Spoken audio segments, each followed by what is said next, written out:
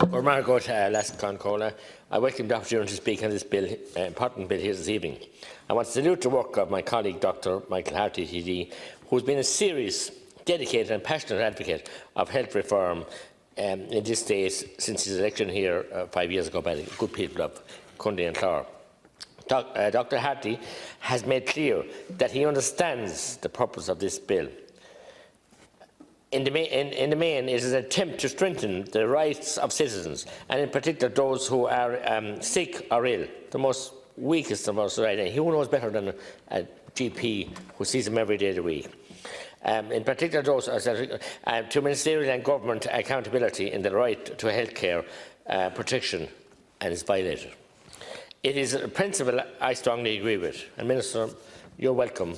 If you can listen to me a minute, Minister McGrath, but Dr. Harty has fled. Our Deputy Minister has left the building, obviously.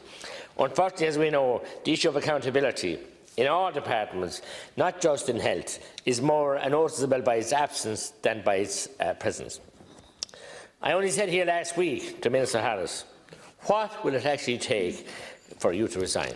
I'm not talking to you, Minister McGrath, if you want to listen. I'm repeating myself. I said that Minister Harris last week.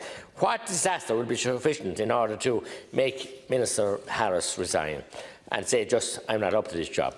He's just clearly not up to this job or any other job either. This bill is complex. It is complex at the constitutional level. It is complex at the political and economic level. And I accept entirely that there are consequences which need to be teased out. Of course I do, but not rubbished, not buried for 6 months. And the Minister, by in 6 months, he told us earlier that he wanted to engage and everything else. Just, he knows he won't be in the job. I know he won't be in the job, and Dr. Harty knows it as well. But because there are difficulties and because the issue is complex, this should not deter us from investigating if the bill or the principle behind the bill has merit. I think it has. Well, I mightn't agree with everything Dr. Harty in the bill, but it needs discussion and appreciation and respect. That's why I would have liked the bill to go forward to committee or for greater pre-legislative scrutiny, where some of the main areas of tension could be resolved or explored in reasonable and forensic manner. Of course, good. The least we expect to the chair of the Health Committee, to the man who has led the campaign for Sláintecare. But no, throw him under the bus. You don't want him. Speaking to the general thrust of the bill behind the bill, I will simply say that we urgently need a radical and profound cultural shift in this state in terms of how we hold those in position to power accountable. They're not accountable by any shape, make or form. At present, those who fail to deliver or even actually hinder the delivery of healthcare protection are almost anonymous. And we know that. They hide behind the Minister. We know the Minister and we know the Government, and we can hold them to account both individually and collectively. We can place motions of no confidence in them, although many mightn't vote for it, and we have it in Minister Harris, who should have been voted out of office. But even if they're successful, how does that help the person denied access to vital care? And many have died waiting, Minister. You know that, Minister. How does that help the child who has been denied access to life-saving medication or treatment and those conditions that may be irreversible? It doesn't. And we have to be just totally sanitised for a minute and examine that. Removing the Minister will hold him accountable, and that is a good thing politically. But it does not advance the rights of the citizens to greater levels of healthcare. That is what I think has motivated Dr. Harty, or Deputy Harty, in his presentation of this bill. I think his experience as chair of the Oireachtas Health Committee, which I have alluded to, has given him valuable insight into the systemic failures of our health system and how it continues to deny what should be a right to access so many desperately needed our people. We need greater accountability. We need to act and protect and vindicate the rights of most people. The bill has the potential to kickstart a valuable conversation in that regard, and I commend Deputy Harty for bringing it forward. But I don't commend the Minister. Tá sé mahanish. He just couldn't be scathing enough. When I once just interrupted briefly and commented, he went back to the referendum about the 8th Amendment. Is that going to be his only mantra for the rest of his life, wherever he ends up? It won't be in here, I'm sure. The people of Wicklow will tell him, will banish him to wherever, but that's up to them. I won't say that. But he's the most inept, useless, toothless and fruitless Minister for Health that ever came into this House.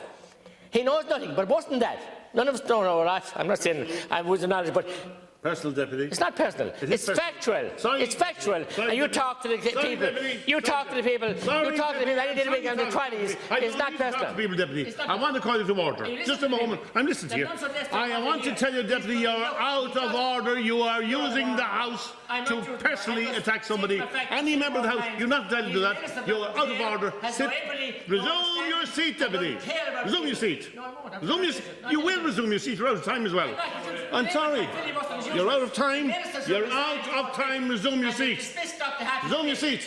Deputy, you're out of order. Not for the first time in your life. You're out of order. You're out of order. That's a disgraceful carry on. By the chair, interrupting me. Minister, you have 10 minutes. No speakers, no? Okay. No more speakers? Look, first of all, I want to thank all the deputies who have contributed to the debate in a very positive and constructive way. I'd also like to thank particularly Deputy Michael Harty for bringing forward this bill and this issue for debate, as it has provided us with an important avenue for discussion on our own ambitions for health.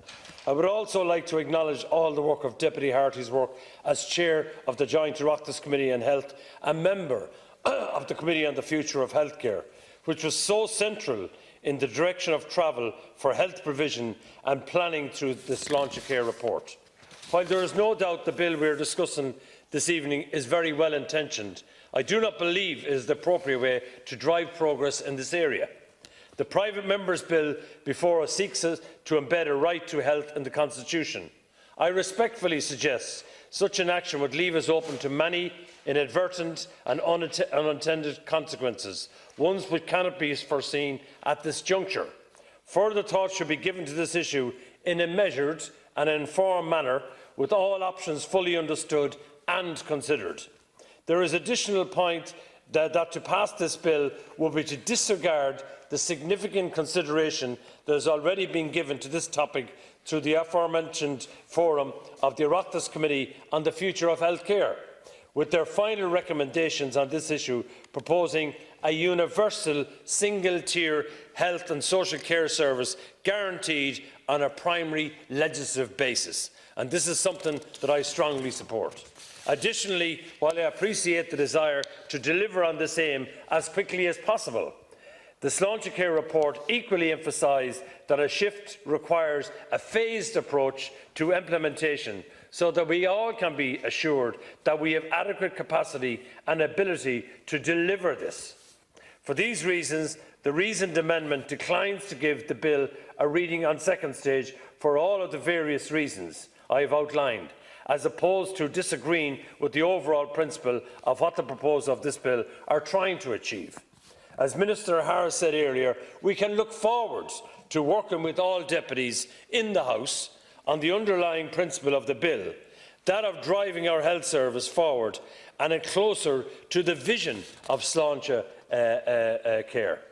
I move the reasoned amendment, and I also ask the House to allow the programme of work on eligibility entitlement that is currently ongoing time to manifest its aims, with the assurance that the issues debated here tonight will be considered through the Sláintecare Programme Implementation Office, and that they will provide a report to the Joint Oireachtas Committee on Health within 6 months. Thank you, Carlock.